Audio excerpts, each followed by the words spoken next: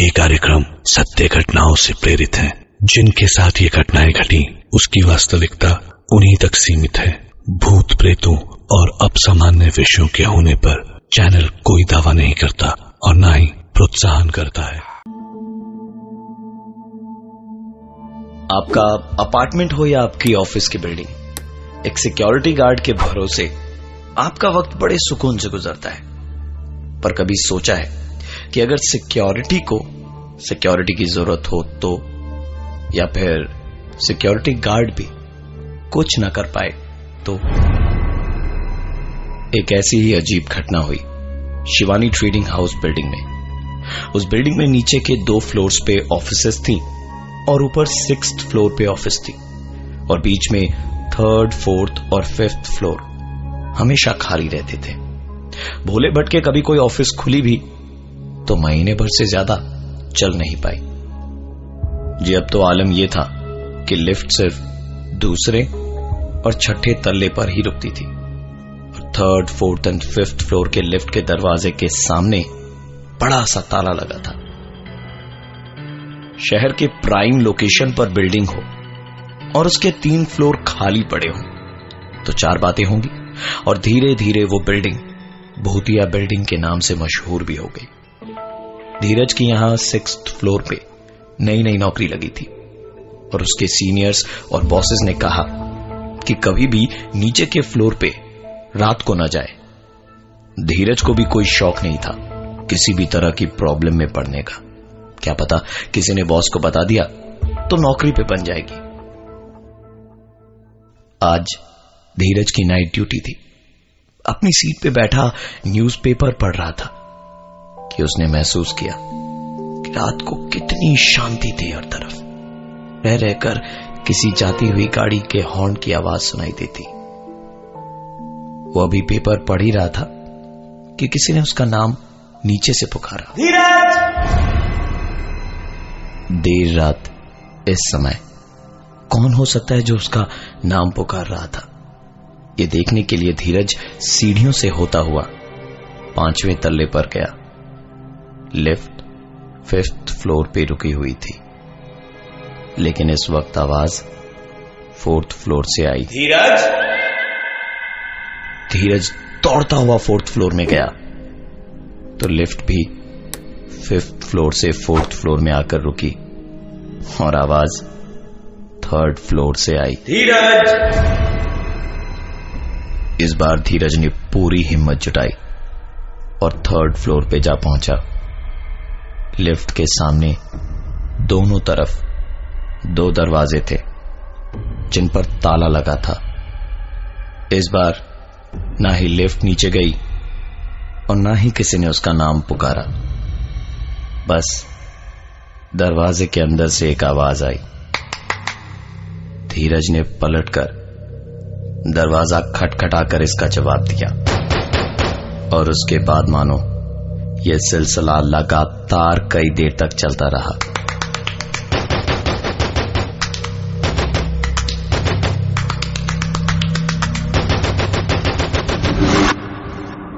जब चीजें बर्दाश्त से बाहर हो गईं और धीरज को समझ में आने लगा कि कुछ गड़बड़ जरूर है, नहीं तो बंद दरवाजे से ऐसी आवाज कैसे आ सकती है, धीरज ने आफ देखा ना ताव सीधा ऊपर की ओर भागा। ऊपर की ओर भागते वक्त धीरज के पैरों की आवाज आ रही थी, और जैसे जैसे उसने 4th और 5th फ्लोर को पार किया, वही ताली की आवाज उसे वहां भी सुनाई दे रही थी, मानो जैसे वो आवाज धीरज का पीछा कर रही हो।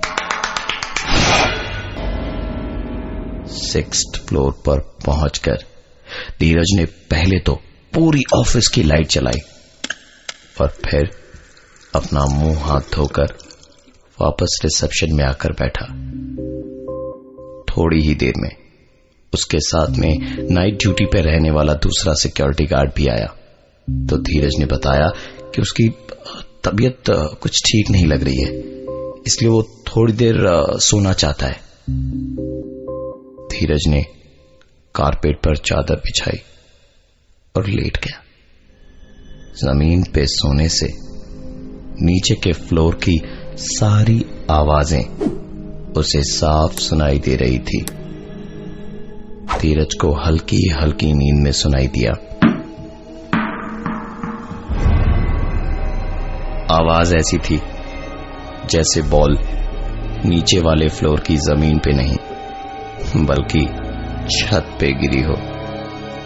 यह सुनकर धीरज चौंकते हुए उठा तो उसने बॉल की जमीन पर गिरने की आवाज साफ साफ सुनी, जो दूसरे सिक्योरिटी गार्ड को सुनाई ही नहीं दी। धीरज को लगा कि ये सब शायद उसका वहम है, लेकिन उसका वहम यकीन में तब बदला जब दोबारा वो सोने की कोशिश कर रहा था और उसने अपने कानों में एक आवाज फर्श की दूसरी तरफ से सुनी। कौन ऐसे ही जमीन से चिपका के सोए रहना, उठना मत। तू उठा तो मैं गिर जाऊंगा।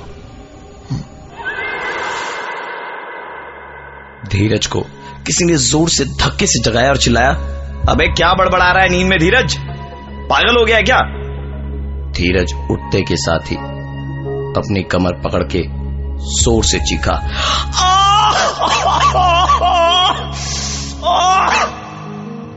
उसे ऐसा दर्द हो रहा था जैसे वो कहीं से गिरा हो और उसे बहुत चोटें आई हो।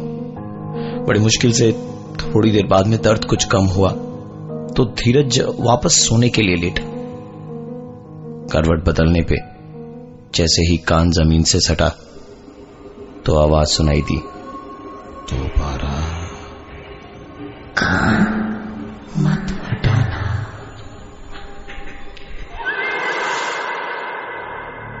धीरज ने तुरंत अपने साथी से कहा, भाई तू नीचे जाके देख कि मैं जहां पर सो रहा हूं उसके ठीक नीचे कौन है, और सुन मैं तुझे फोन कर रहा हूं, तू लाइन पे रहना, काटना मत। धीरज का साथी नीचे गया और फोन पे कहा, मैं नीचे हूं, केवल से अंदर झांक रहा हूं, लेकिन यहां अंधेरा इतना है कि कुछ दिखाई नहीं दे रहा है। कि ठीक तभी धीरज ने एक आवाज अपने फोन पर सुनी। उसकी चीख के तुरंत बाद ही फोन कट गया। धीरज दौड़कर नीचे गया तो देखा 5वें तल्ले के कमरे का दरवाजा खुला हुआ था। कमरा पूरी तरह से खाली था और अंदर बत्ती जल रही थी। धीरज ने हिम्मत जुटाई और अंदर घुसकर पूरे घर को अच्छे से देखा। उसे कहीं भी उसका दोस्त दिखाई नहीं दिया। जब वो कमरे से बाहर निकल रहा था तब उसकी नजर गई कमरे की छत पर, और वो नजारा देख पहली बार धीरज अंदर तक सहम गया था। छत पर जहां किसी के हाथ और पैर के निशान कुछ यूं बने हुए थे मानो जैसे कोई वहां चिपका हुआ हो। धीरज ने हड़बड़ी में दरवाजा बंद करने की कोशिश की और उसकी ये कोशिश नाकाम रही, क्योंकि जब वो दरवाजे को बाहर की तरफ खींच रहा था ठीक उसी वक्त कोई ना दिखाई देने वाली ताकत उस दरवाजे को अंदर की तरफ खींच रही थी। धीरज ने काफी देर उस दरवाजे को बंद करने की कोशिश करी और जब परेशान हो गया तो उसके दिमाग में एक उपाय सूझा। उसने तुरंत दरवाजे पर से अपना दबाव छोड़ दिया और ऐसा करते के साथ ही किसी के अंदर गिरने की आवाज आई। धीरज ने तुरंत दरवाजे को बंद किया और कुंडी लगाई ही थी कि अंदर से किसी के दरवाजे को थपथपाने की आवाज वो सुन पा रहा था। यहां जो कोई भी था वो धीरज को दिखाई तो नहीं दिया, पर उसकी उपस्थिति को धीरज ने महसूस जरूर किया था। वो दौड़ता हुआ ऊपर गया और साथ ही वो आवाज भी पीछे से उसके आती रही। वो अपनी ऑफिस के रिसेप्शन में पहुंचा ही था कि रिसेप्शन से अंदर ऑफिस जाने का दरवाजा खोला और उसका साथी नाइट गार्ड बाहर निकला। धीरज उसे देखते के साथ ही चिल्लाया, तुम यहां कैसे? तुम तो नीचे गए थे। सिक्योरिटी गार्ड ने हंसते हुए कहा, लगता है आज तुम ड्यूटी पर दारू पीकर आए हो। मैं पिछले 15 मिनट से अंदर हूं। धीरज की नजर तुरंत अपने फोन पर गई तो लास्ट डायल्ड नंबर उसके घर का था, वो भी 4 घंटे पहले का। ये सारी बातें धीरज को हैरत में डाल रही थी और उसे लग रहा था कि क्यों लोग कहते हैं कि ये बिल्डिंग हॉन्टेड है। परेशान होकर धीरज ने वही किया जो लोग लिटरली फ्रस्ट्रेशन में करते हैं। वैसे तो सिगरेट पीना स्वास्थ्य के लिए हानिकारक होता है, पर धीरज को इसकी लत लगी हुई थी। सीढ़ियों पर जाकर उसने सिगरेट मुंह में डाली ही थी कि अंधेरे में किसी ने उसकी सिगरेट जला दी। मोबाइल की रोशनी में उसने देखने की कोशिश की पर दिखाई कुछ भी नहीं दिया। बस सीढ़ियों से किसी के नीचे भागने की आवाज आई।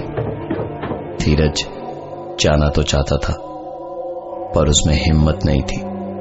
उसने अपनी सिगरेट तुरंत बुझाई और रिसेप्शन में अंदर आकर इस बार अपने साथी से कहा कि एक बार फर्श पर लेट कर देख, तुझे कोई आवाज सुनाई दे रही है या नहीं।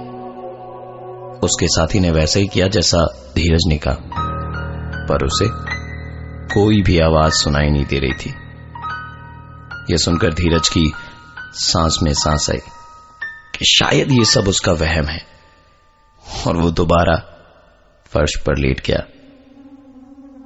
कान लगाते के साथ ही दूसरी तरफ से आवाज आई, बहुत मुश्किल से दोबारा ऊपर चढ़ा। अब की बार कान हटाया तो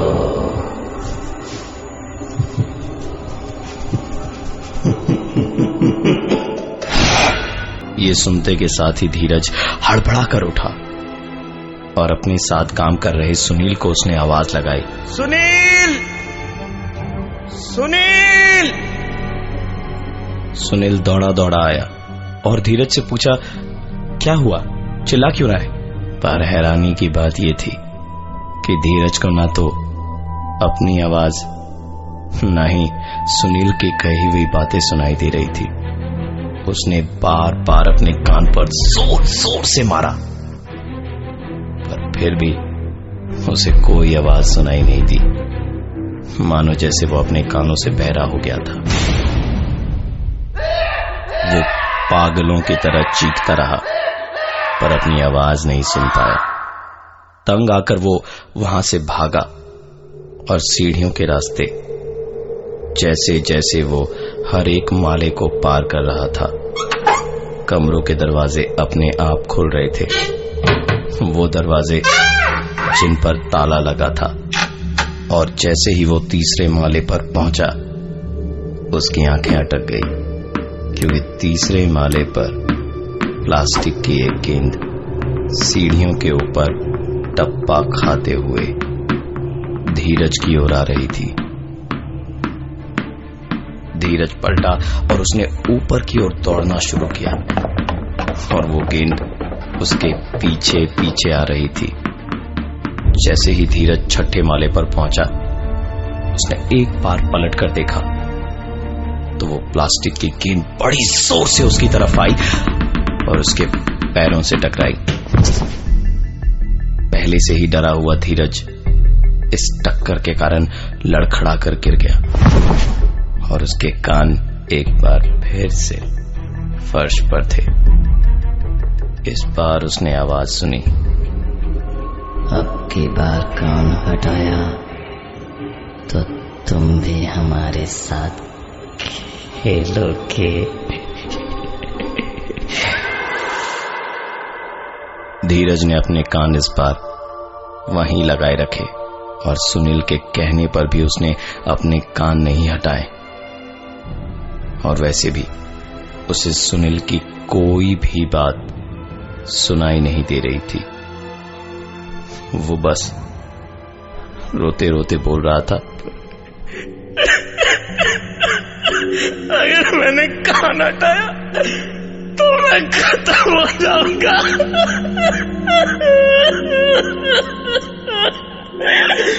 मेरी बहुत बड़ी गलती थी कि मैंने यहाँ जॉब ज्वाइन करी। लोगों ने मना किया था मुझे कि तीसरे, चौथे और पांचवें वाले पर मत जाना, फिर भी मैं गया। रात की सुबह हो गई, पर धीरज वहीं लेटा रहा। धीरे धीरे ऑफिस में लोगों का आना शुरू हुआ, पर धीरज का ये पागलपन देखकर सब हैरत में थे।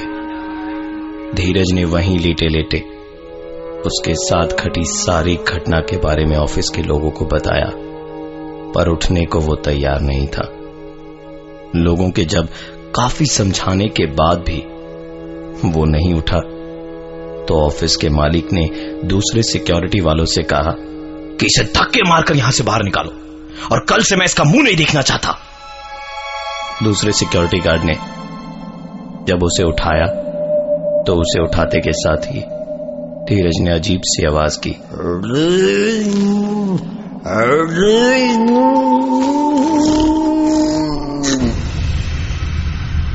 और उसके कुछ देर बाद ही धीरज की सांसें बंद पड़ गई।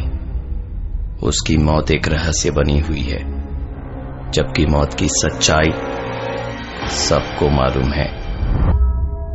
आज रात सोते वक्त अपने कान फर्श पर मत लगाइएगा, क्या पता कहीं आपको भी कुछ सुनने को मिल जाए।